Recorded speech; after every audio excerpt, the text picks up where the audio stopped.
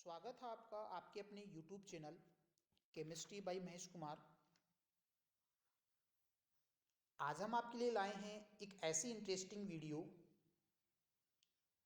जो आपको बताएगी कि पानी पर वस्तुएं कैसे आसानी से तैरती रहती है। गाइस, आपको पता होगा कि जब किसी भी वस्तु को पानी में फेंका जाता है तो वो पानी पे तैरती रहती है। जैसे जब हम किसी बॉल को पानी में फेंकते हैं तो वो पानी पर तैरती रहती है, लेकिन जब किसी पत्थर को पानी में फेंका जाता है तो वो पानी में डूब जाता है।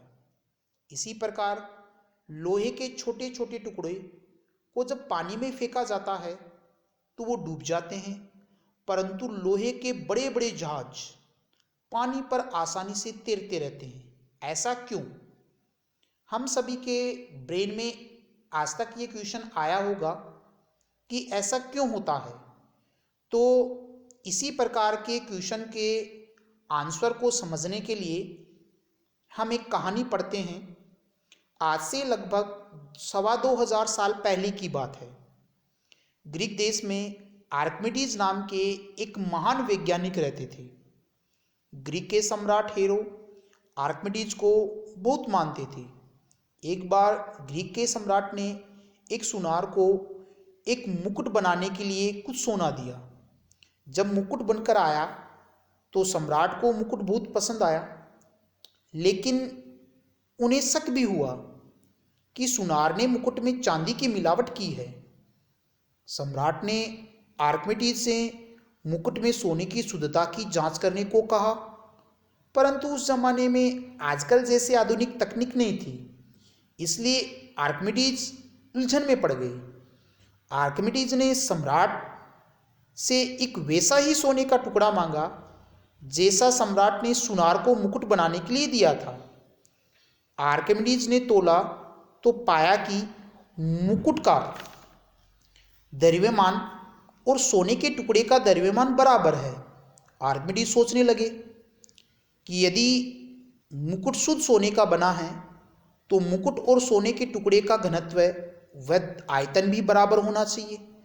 अब आर्किमिडीज की समस्या ये थी कि सोने के टुकड़े और मुकुट का आयतन कैसे मापा जाए। इसी उधेड़बुन में एक दिन आर्किमिडीज नहाने जा रहे थे। जैसे ही वो पानी से भरे लबालब टब में घुसे, पानी टब से बाहर छलका। बस आर्किमिडीज को अपनी समस्या का समाधान मिल गया। वो इतने खुश हुए कि यूरेका यूरेका चिल्लाते हुए नग्न अवस्था में ही सड़क पर भागने लगे। यूरेका मतलब मिल गया। आर्किमिडीज को ये विचार आया कि हर वस्तु द्रव्य में डुबोने पर द्रव्य विस्थापित करती है और विस्थापित द्रव्य का आयतन वस्तु के आयतन के बराबर होता है। आर्किमिडीज ने सोने के टुकड़े और मुकुट को बारी बारी से पानी में डुबोया और दोनों के द्वारा बाहर छलके और विस्थापित पानी की तुलना की। मुकुट द्वारा विस्थापित पानी ज़्यादा निकला। इसका मतलब ये हुआ कि सम्राट का शक सच निकला। सुनार ने वाकई में मुकुट में मिलावट की थी। सम्राट को भूत आया और उसने सुनार को सजा दी। पर आर्किमिडीज की कहानी यही खत्म नहीं हुई।